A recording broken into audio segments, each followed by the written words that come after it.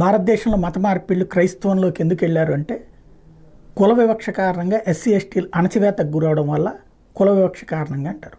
Good. దానివల్ల వాళ్ళు మతం మారారు. మరి బ్రాహ్మణులు ఎందుకు మతం మారారు? ఈ బ్రాహ్మణుల వల్లనే కదా వాళ్ళందరూ కుల వివక్షకు గురైందండి. మరి ఇప్పుడు అనిల్ శాస్త్రి గారు ఎవరు?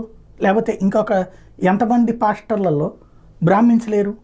మరి వాళ్ళు ఎందుకు మతం మారారు? ఇక్కడ ఓసీలంటే ఎవరు? రెడ్డి, కమ్మ, కాపు. వాళ్ళు ఎందుకు మతం మారారు?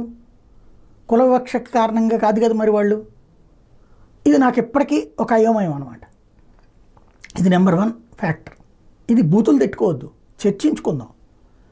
నెంబర్ 2 ఫ్యాక్టర్, మత మార్పిడి ఎందుకు జరిగింది అంటే నీ మతంలో స్వేచ్ఛ లేక, స్వతంత్రత లేక.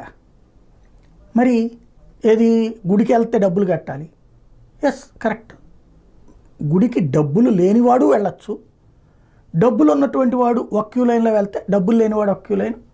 నా లాంటి వాళ్ళు మరి తప్పు అని అంటాం. అదే సందర్భంలో ఏమీ చేయలేకపోతున్నామని బాధపడతాం. మరి చర్చికి వచ్చినప్పుడు దశంభాగం అని ఎందుకు ఇవ్వాల్సి వస్తుంది? మరి అక్కడ తేడా ఎక్కడొచ్చింది?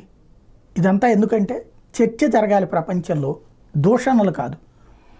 ఇప్పుడు ఏదైతే ప్రపంచం మొత్తాన్ని ఇస్లామిక్ సామ్రాజ్యం చెయ్యాలనుకుంటూ సాగినటువంటి హమాస్కి సంబంధించిన వ్యవస్థాపకుడి కొడుకు మొసాబ్ హసన్ యూసఫ్ తాజాగా క్రైస్తవంలో కన్వర్ట్ అయ్యాడు.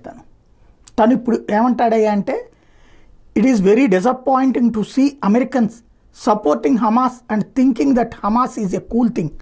Hamas would torture them and massacre them with no mercy. They call them useful idiots. ఇది మీరు ఎందుకు హమాస్ మీద చూసి చూడనట్టు ఉంటున్నారు? చాలా కఠినంగా ఉండండి, గట్టిగా వ్యవహరించండి, వాళ్ళు మీ పట్ల ఎట్లా వ్యవహరిస్తున్నారో ఆలోచించండి అని చెప్తున్నాడు ఆయనే.